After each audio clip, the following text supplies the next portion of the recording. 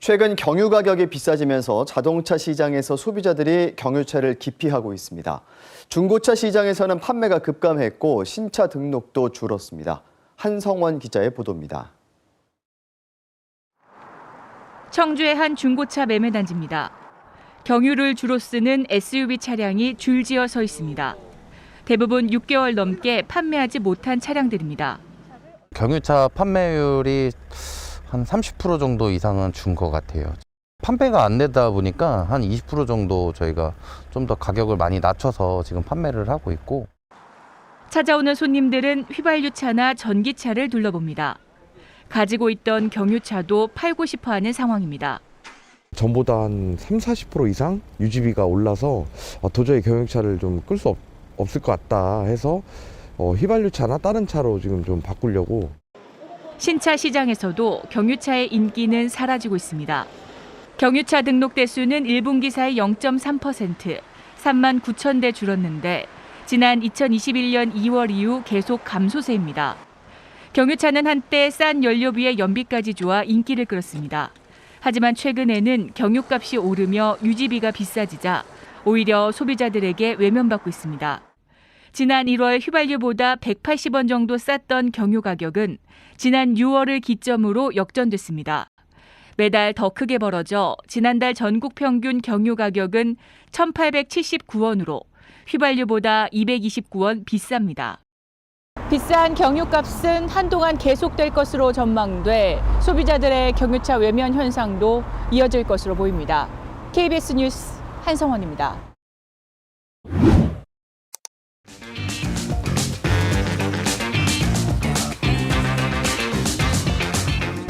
어서 오세요. 무슨 맛으로 드릴까요? 매운맛 2개, 단짠맛 하나. 매운맛 2개, 단짠맛. 요즘 이런 푸드트럭, 또 화물트럭, 1톤 트럭, 서민들 발이라는 경유차 차주들은 고민이 이만저만 아닙니다. 경유가 휘발유보다 비싸진 게 반년 넘도록 해결 기미조차 보이지 않고 있습니다. 기름값 역전을 둘러싼 해석과 전망 들어보려 합니다. 이호근 대덕대 미래자동차학과 교수 나오셨습니다. 네, 교수님 어서 오십시오. 네, 안녕하세요. 네, 오늘은 뭐 기름값 올랐다 내렸다가 아니라 네. 참 묘하다. 네. 이 서민 연료인 경유가 휘발유보다 비싸다는 데서 얼마나 더 비싸져 있습니까? 일단은 뭐 전체적인 통계로 200원 이상 비싸고요. 최근 어제 가격입니다. 휘발유가 1,574원이고 경유가 1,845원으로 네. 한 270원가량 차이가 나거든요. 근데 지역별로 뭐 휘발유의 최저 가격이 1,390원대도 있기 때문에 300원 가까이 차이가 난다 이렇게 볼 수 있습니다. 보통은 휘발유보다 좀 싼 맛에 네. 경유차 모는 분들이 많잖아요. 이런 가격 역전 현상이 언제부터 나타났습니까? 일단은 올해 보면은 우크라이나 러시아 전쟁 때문에 경유나 휘발유나 모든 가격이 올랐습니다.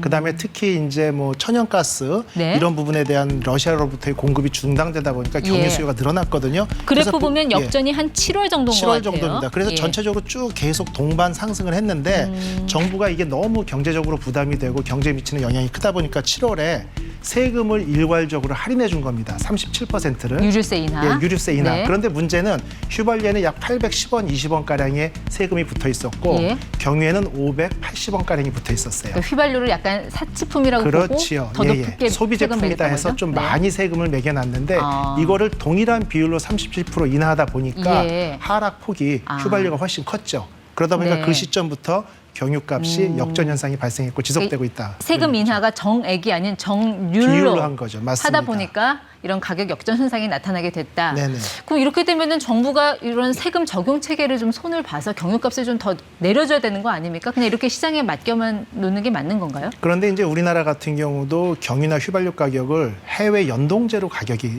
정해집니다. 우리 마음대로 싸게 팔 수가 없어요. 네. 특히 뭐 이제 외국 같은 경우 OECD 국가에서 보면 평균적으로 경유 가격이 27% 비싸거든요.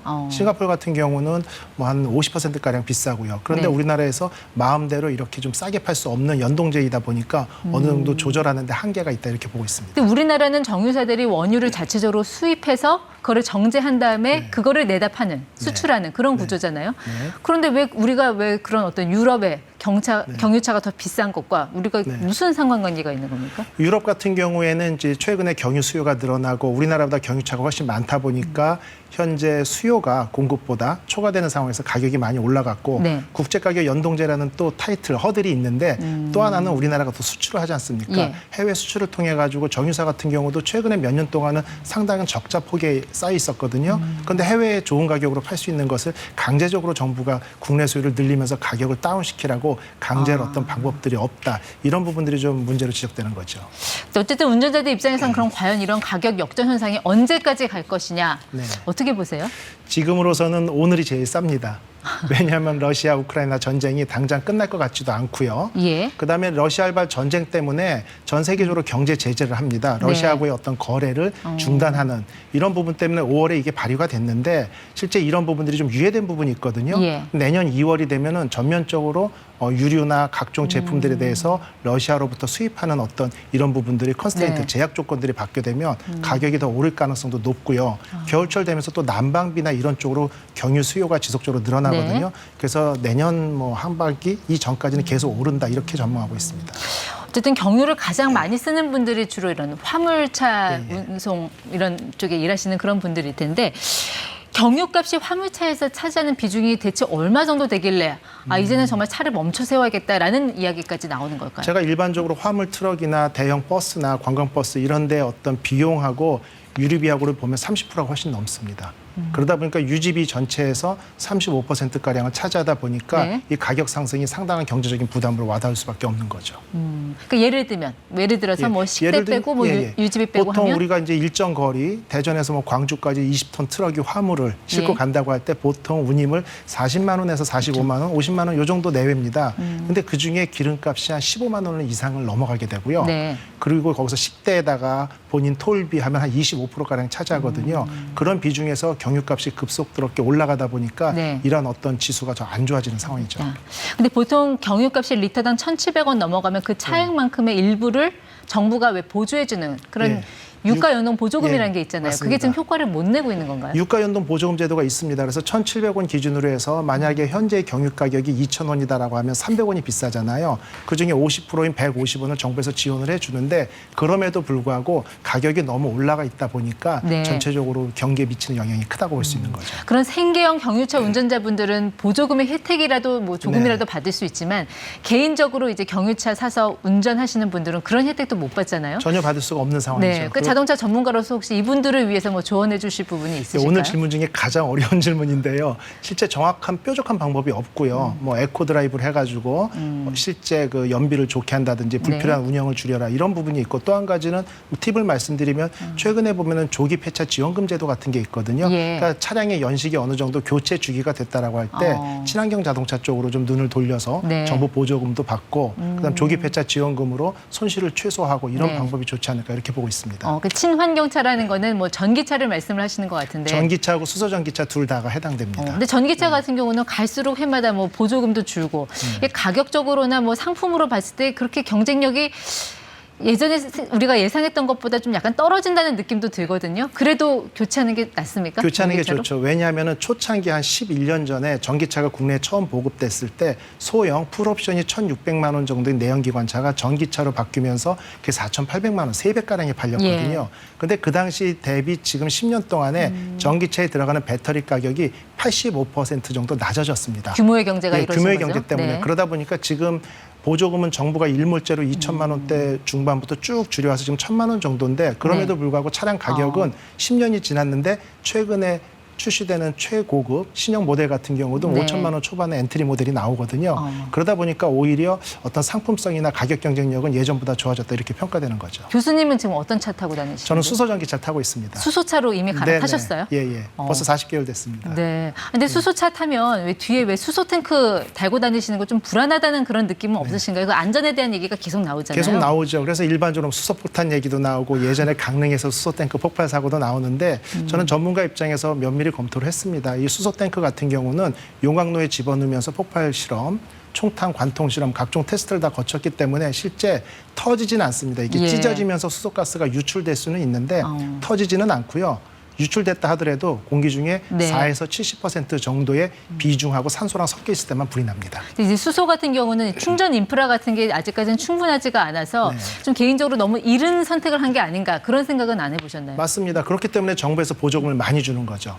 이제 소비자들이 불편함이 충분히 있는 상황에서 저는 구매했기 때문에 차량 가격이 전체가 한 7,200만 원 정도인데 정부 보조금이 거의 절반인 3,450만 원을 받았거든요. 네. 그 보조금도 점차 일몰제로 줄어들고 있는 상황이니까 인프라가 늘어나서 편해진다, 보조금은 점차 줄어든다. 이런 어떤 양면의 칼날이라고 볼 수 있죠. 네, 오늘 우리가 경유값 이야기로 시작했는데 농가에서는 이 비닐하우스 난방에 때는 또 등유가 올라서 걱정이라고 하고 아무튼 이 기름이라는 거는 이 한국 경제의 참 오랜 고민이자 숙제인 것 같습니다. 네, 지금까지 이호근 교수와 함께했습니다. 고맙습니다. 수고하셨습니다.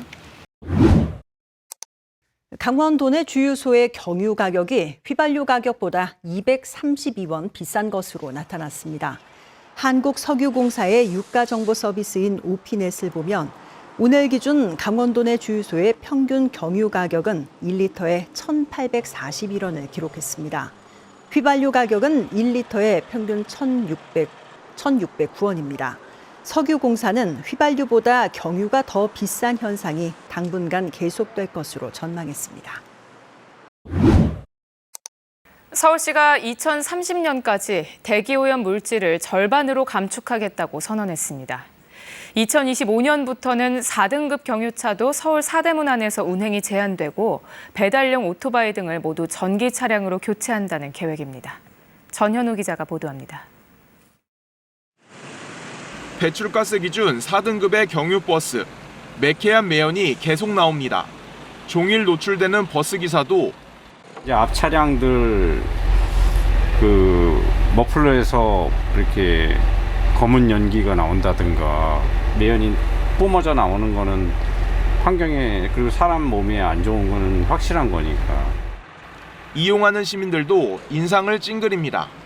일상적으로 매연을 느끼고 있어요. 차들도 하도 많이 다니고 해서 노인분들도 많으신데 노인분들한테도 안 좋을 것 같고. 서울의 초미세먼지 농도는 20 마이크로그램 퍼 세제곱미터로 국가 대기환경 기준에도 못 미칩니다. 더 맑은 서울을 위해 서울시는 서울 시내에 8만여 대인 4등급 경유차 운행을 제한하기로 했습니다. 2025년부터 사대문 안에서 2030년에는 서울 전역에서 운행이 제한됩니다. 배달용 오토바이는 2025년까지, 마을버스와 택배 화물차는 2026년까지 전기 차량으로 모두 교체한다는 목표입니다. 교체 비용이 부담인 상황. 서울시는 마을버스 폐차 시기에 맞춰 한 대당 1억 원의 교체 비용을 지원합니다. 또 택배사 등과 전기차 우선 공급 등 업무 협약을 맺고 배달용 오토바이 운전자에겐 저비용 보험을 제공한다는 계획입니다. 서울에 진입하는 타 시도버스 역시 천연가스나 전기차로 바꾸도록 시도 간 협력을 강화할 계획입니다. 서울의 대기오염을 획기적으로 줄이고 탄소 중립을 달성하기 위해서는 결국 내연기관차를 퇴출시켜야 합니다. 다만 전기차 교체에 따라 현재 서울 시내 2만 6천여 개에 불과한 전기차 충전기를 2026년까지 22만여 개로 늘려야 하는 문제는 고민거리입니다. KBS 뉴스 전현우입니다.